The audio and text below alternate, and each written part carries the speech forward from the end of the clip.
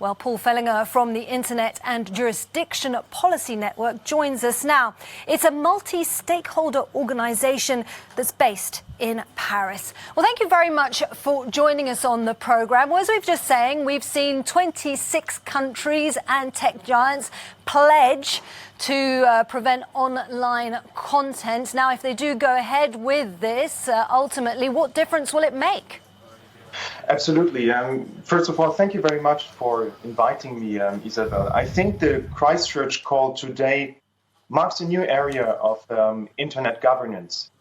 The regulation of the cross-border internet, the uses of the internet and the online interactions on social media platforms has arrived at a new stage in international politics, at the top stage. And live streaming is just one of the many examples of the abuses we see on the internet. And I think what is clear is if we cannot collectively address those issues, we risk losing the cross-border benefits of the internet and the trust in the internet and ultimately the openness of the internet. And I think what is very important to keep in mind is what is at stake if we want to preserve the cross-border nature of the internet is to reconcile three objectives. It is to fight abuses such as the ones we have seen in Christchurch, but also to protect human rights and to enable a cross-border global digital economy. And this is exactly what is at stake.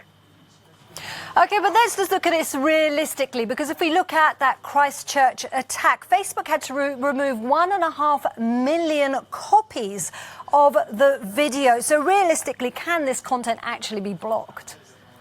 Absolutely. I think with many policy issues, the devil here lies in the details. There's now a high-level political impetus that was given with this call today in Paris. But how it will be implemented, what are the concrete procedures, the mechanisms, this is what has to be defined. And the truth is, it is complex and it is difficult. No single actor has the silver bullet, not the governments and not the tech companies. So what this call today shows is that there's an even larger need than ever before for a sustained and ongoing collaboration between all the different involved actors, the governments, the international organizations, the tech companies, the civil society actors, and other concerned stakeholders. OK, but really now, in a nutshell, very briefly, please, what impact will this have on freedom of speech? Because that's a big concern. Absolutely, and this is precisely why this requires multi-stakeholder collaboration. The decisions that we're taking today under a great sense of urgency, they will impact the future of the cross-border internet and our digital societies. And there's a lot of political pressure in the system, so it requires that all stakeholders come together to discuss exactly how to reconcile those three objectives that I mentioned. OK, well, the internet at a turning point. Paul Fehlinger, thanks so much for joining us on the programme.